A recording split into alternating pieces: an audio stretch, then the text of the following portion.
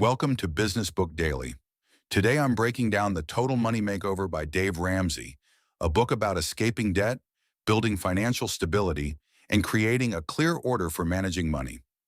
I'll cover the big idea, the practical business lesson, and 3 sharp insights you can use right away. Let's get into it. But first, a word from our sponsor. Want to sell more without adding fixed payroll? A lot of smart operators hire commission-only reps, experienced sellers who get paid only when they produce results. If that sounds like a smarter way to scale, post your opportunity at commissiononly.com. Thousands of motivated reps are actively looking for performance-based roles right now. Commissiononly.com. Today's book is The Total Money Makeover by Dave Ramsey. He's a personal finance author, radio host, and founder of Ramsey Solutions, who teaches a debt-free approach to managing money. The central idea is that financial progress depends more on behavior than complex math. The plan is straightforward.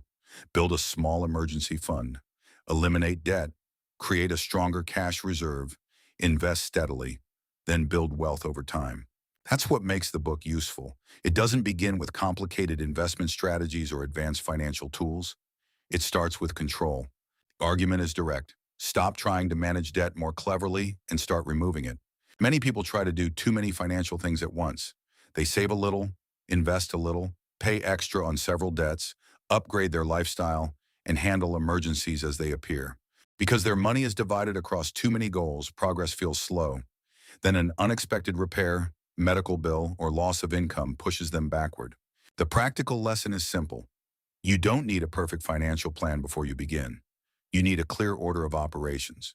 The book recommends focusing on one major priority at a time. That approach may not always produce the mathematically perfect result, but it creates visible progress, strengthens discipline, and makes the plan easier to follow. The first step is building a small emergency fund. For attacking debt, set aside enough money to handle common surprises. The purpose isn't to cover every possible emergency.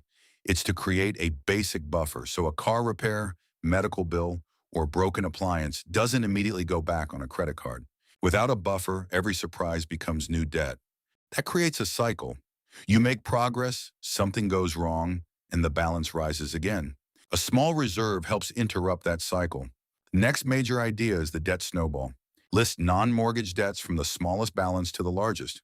Continue making minimum payments on all of them, then direct every extra dollar toward the smallest balance. Once that debt is gone, roll its payment into the next debt, then repeat the process. Method is designed around momentum.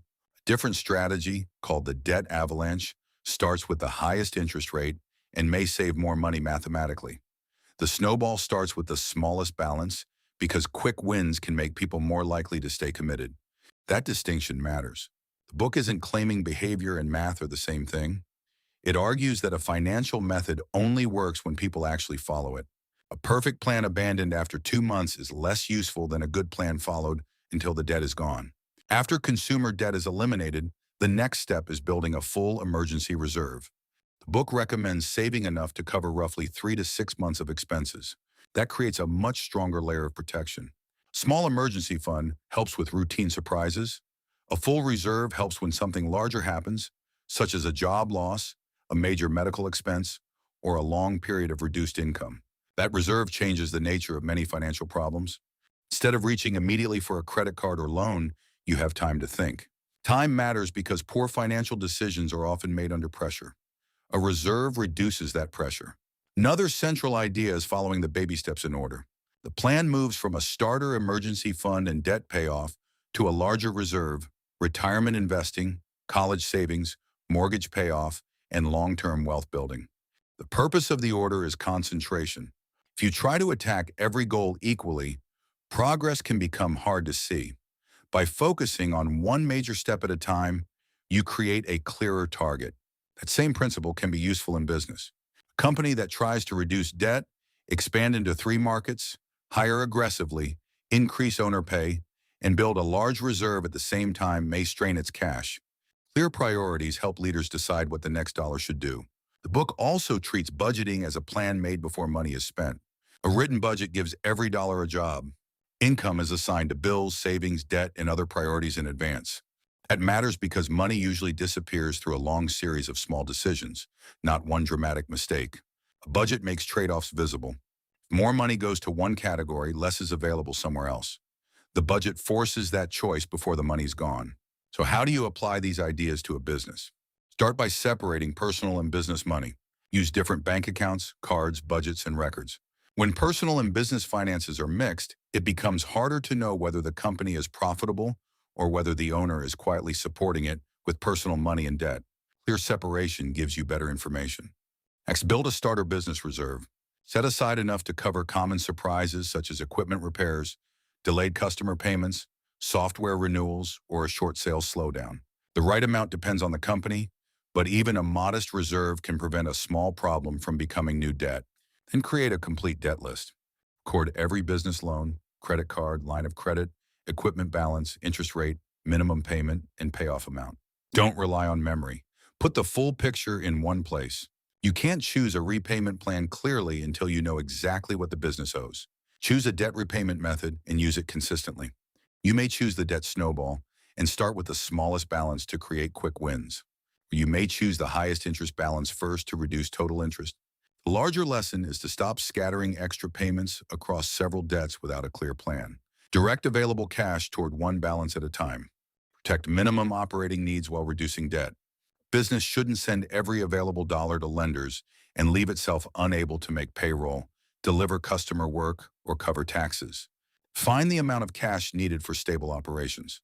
Then use true excess cash for debt reduction. This is where business finance differs from a simple household plan. A company needs enough working capital to serve customers and stay operational. Debt reduction matters, but so does survival. After high-risk debt is under control, build a larger operating reserve. Ask how long the business could continue if sales declined, a major customer left, or payments arrived late. Stronger reserve gives leaders room to make thoughtful decisions instead of reacting from fear. It can prevent layoffs made too quickly, desperate borrowing, or poor contracts accepted only because the company needs immediate cash. Use a zero-based budget for the business. For each month or quarter begins, assign expected revenue to payroll, taxes, operating costs, debt payments, reserves, investment, and owner compensation. This doesn't mean every estimate will be perfect.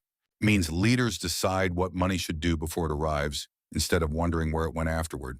View recurring expenses closely. Cancel tools nobody uses. Renegotiate expensive contracts. Remove duplicate services. Question purchases that don't support customers, employees, compliance, or growth. Good cost control doesn't mean cutting everything. It means removing waste without damaging the company's ability to perform. Avoid using debt to hide a weak business model.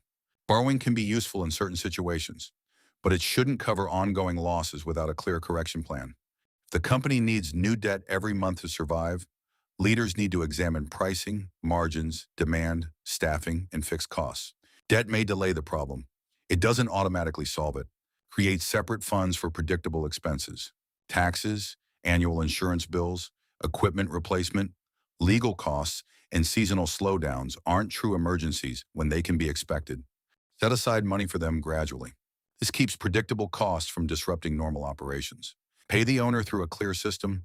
Random withdrawals make planning difficult and can create stress in both the business and the owner's personal finances. Set a reasonable compensation policy based on cash flow, profitability, taxes, and the company's need for reserves. The owner's pay should be planned, not improvised. Track a small set of financial numbers every week. Monitor cash on hand, receivables, upcoming bills, debt balances, sales, and operating margin. You don't need to review every financial detail every day, but you should know enough to spot problems while they're manageable. Delayed customer payments, rising expenses, and shrinking margins are easier to fix early. Celebrate progress without increasing spending too quickly. Paying off a loan or reaching a revenue goal doesn't automatically mean the company needs new offices, vehicles, software, or staff. Stronger cash flow improve the balance sheet before raising fixed costs. A company can become financially stronger even when nothing visible changes. Finally, make financial discipline part of normal management. View the budget, reserve, debt plan, and cash forecast regularly. A financial makeover isn't one dramatic decision. It's a series of repeated choices that gradually create more control.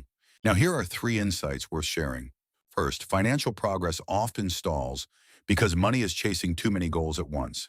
A clear order of operations turns scattered effort into visible momentum. Second, debt doesn't only cost interest. It reduces flexibility by committing tomorrow's cash before tomorrow arrives. Third, a strong cash reserve doesn't make a business less ambitious. It gives leaders enough time and control to make better decisions when conditions change. Today's closing sponsor is memoirghostwriting.com. Many of the best business books start as ideas leaders have been refining for years. Memoirghostwriting.com works with founders, executives, and industry experts to turn those ideas into polished business books that build authority, attract leads, and open doors. They handle everything from interviews to writing to editing to publishing. If there's a book in your head that should already be helping your business, learn more at memoirghostwriting.com. That's it for today. See you next time.